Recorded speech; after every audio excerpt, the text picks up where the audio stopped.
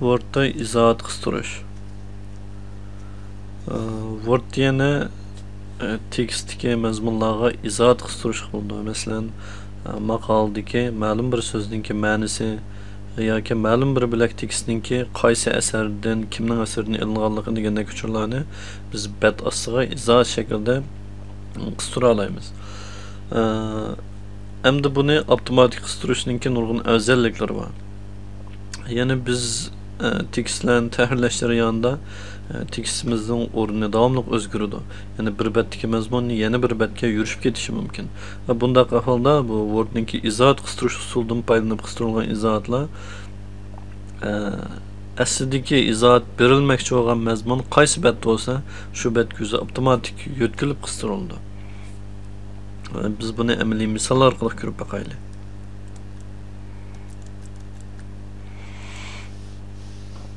Mesela bu maqolaga qaraydigan bo'lsak, buningki bir qancha yerda izohat qistirilgan. Masalan, bu yerga bir dona izohat qistirilgan.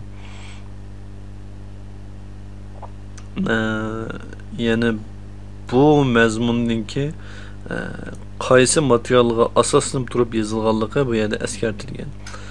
Yani Şinjan İctimai Fanlar Tadqiqoti jurnalining 90-yillik 2-son 155-bet. Hamda bu izohat asli betning oyog'iga bu yerga qistirilgan. Yani bu bir betda 3 tane izohat bor. Bular 1-chi, 2-chi, 3-chi deb ayrim-ayrim yozilgan. Keyingi betlarga qaraydigan bo'lsakmi, bu yerga qistirilgan izohatlar hammasi betninki oxirida ko'rindi. Endi mushundaq izohatlarni qanday qistiramiz? Buning uchun biz izohat qistirilgan o'ringa mausni eklimiz. Yani Nurbelge bu yerga keldi, mouse bilan bir chekdi. Endi biz naql tizimligini tanlagandan keyin bet izohati qistirish degan bu knopkani bossak, bu yerga bir dona izohat qistirildi. Amaliyotda bu betda 3 tane izohat bor. Birinchi izohat bu yerda. Endi biz buningmi beshiga bir dona izohat qistiraylik. Yani izohat qistirdik. Bu vaqtda bizningki navbat qistirgan izohatimiz birinchi oldu. Burunqi birinchi izohat ikkinchi oldu. Yani buningki rad tartibini o'zi avtomatik tizdi.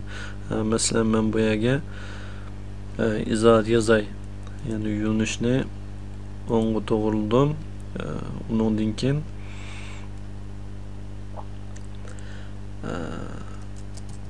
maqolaning qisqacha mazmunga berilgan izohat. Bu sınaq uchun yozildi. Şunu bu maqolaning mazmuni bilan bu izohatimiz mos kelmaydi. Buningki xat nusxasini o'zgartirib qo'yaylik.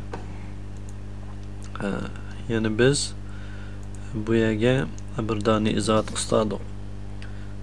Bu izohatimiz betning oyog'iga o'zi avtomatik yo'tkaldi. Biz bu yerga izohatning mazmunini yozib berdik.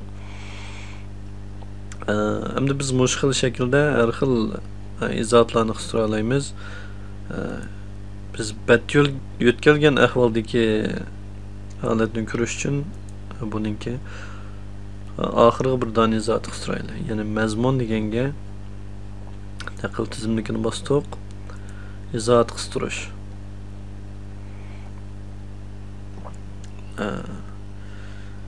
Bizningki asli izohat qistirmoqchi bo'lgan yerimiz ustidagi betda, lekin bu betga patmaganlik uchun bu keyingi betga qaytib keldi. Yani izohat oldingi betga patmaganlik uchun mazmunning birga yo'tkab keyingi betga, yani ikkinchi betga yo'tkaldi. Biz bu yerga izohatni yozsak bo'laveradi.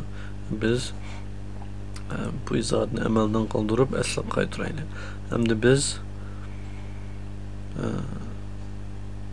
bu yerga yana bir izohat qistirib ko'rib boqaylik. Izohat qistirdik. Bu betning o'zi keldi. Bu yerga biz izohatninki mazmunni yozaylik.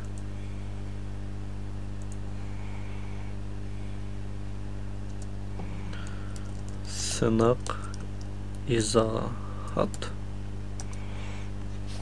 Yani birinci betde hazır 5 tane izahatımız oldu. Navada bu tekist ikinci betga yetkelse bizdeki izahatımız mı bu asaslık tekst bilen birge ikinci betga yetkildi. Mesela ben bu yerga enter urup astidagi qurni keyingi betga yetkay. Yani ikinci betga yetkilib ketdi. Bu yerdagi 5-chi izohatmi bu mazmunimiz bilan birga ikinci betga yetkildi. Yani sınaq izohat. Yani Word'da izohat qistirish usuli yuqorida ko'rsatilgandek bo'ldi.